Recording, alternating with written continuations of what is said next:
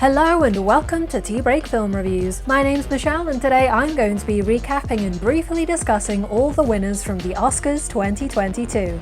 Before we start, please consider subscribing to help support this channel so we can keep making videos like this.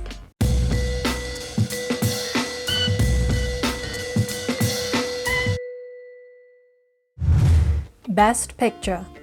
Coda made Oscars history in more ways than one this year. Firstly, it picked up the night's biggest award, Best Picture, making it the first film to have premiered at Sundance Film Festival to do so. After its premiere, it was picked up for distribution on Apple TV+. As a streaming service, Apple certainly don't have such a vast portfolio as their competitors, Netflix, Amazon, and Disney, who all have multiple films nominated this year. However, Apple certainly struck gold with Coda, which is the first film to win Best Picture that has been distributed in a streaming service platform. For Best Picture, the Academy tends to honor films that it feels are representative of the past year in film. Coda's themes of love, family, and following your dreams are certainly universal, and especially important as the pandemic comes to a close. Best Director. The Power of the Dog has had an impressive award season, with director Jane Campion winning multiple awards for her directing, including the Oscar. She is the first woman to have been nominated twice in this category and the third woman in Oscar history to actually win it, after Chloe Zhao won it last year for Nomadland and Kathryn Bigelow won it for Hurt Locker in 2008. In her acceptance speech, Campion mentioned that she loves directing because it's a deep dive into a story, but the actual task of manifesting a whole world can be overwhelming, though thankfully she was not alone in this task. Campion's words echoed those of Kevin Costner, who presented her with the award, with his moving speech about how a director is able to change the minds and the very trajectory of someone's life through their work. Actor in a leading role.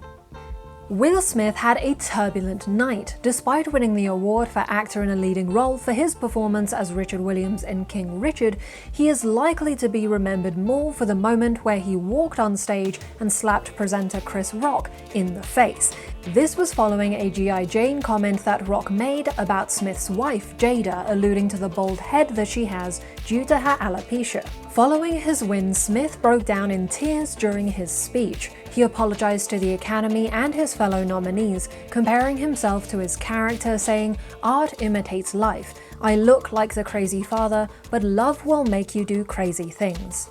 He also explained that in order to survive the film business, people are expected to take abuse and pretend to be okay, undoubtedly referencing the slap and suggesting that he is not someone who is going to pretend.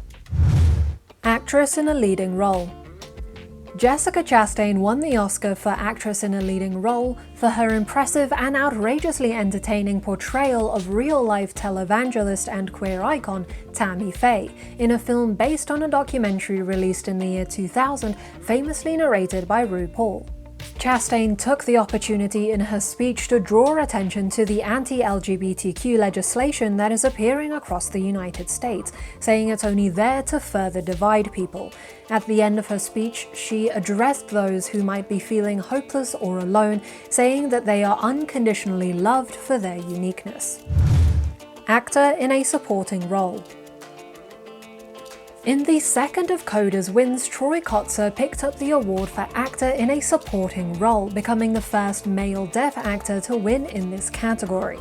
The first deaf actor in general to have won is, interestingly, his co-star, Marlee Matlin, who won for her performance in Children of a Lesser God in 1987.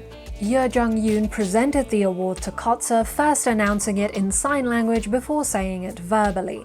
He was given a standing ovation with many people in the audience signing applause, and he commemorated his dad in his speech. Actress in a supporting role. Ariana DeBose won the award for Actress in a Supporting Role for her performance as Anita in Spielberg's West Side Story. She thanked Rita Moreno, the actress who won an Oscar 60 years ago for the same role in the musical's first film adaptation. DeBose is the first Afro-Latina and first openly queer woman to win this Academy Award. She finished her speech by promising those who find themselves living in grey spaces and questioning their identity that there is a place for them. Best Original Screenplay. Sir Kenneth Branagh won the award for Best Original Screenplay for Belfast, a film that is based on his own life growing up in a working-class family in Belfast in the 1960s. In the after-show Q&A, Branagh talks about how meaningful this win is for him, going from being a kid watching the Oscars on a small black and white TV to being on the other side of that screen now. Best Adapted Screenplay. Finishing off Coda's wins for the night, Sean Hayder won the award for Best Adapted Screenplay. The film is based on a 2014 French film called La Famille Bélier, and the title refers to the abbreviation of the main character's role as a child of deaf adults. This means that Coda won in every category it was nominated in. Best Animated Feature. Encanto took the win for Best Animated Feature with its soundtrack that has been dominating charts worldwide. The colorfully dressed cast performed a spectacular version of We Don't Talk About Bruno live during the show, with a notable added verse rapped by Megan Thee Stallion. Best Documentary Feature. Summer of Soul, or When the Revolution Could Not Be Televised, won the award for Best Documentary Feature, with its meaningful exploration of an important part of Black history that has been previously stifled, celebrating the music and people that made it happen. Best International Feature. Drive My Car from Japan won the award for Best International Feature. Its epic 3-hour-long adaptation of 3 short stories by famous Japanese author Haruki Murakami was also nominated for some of the night's biggest awards: Best Picture, Best Adapted Screenplay, and Best Director.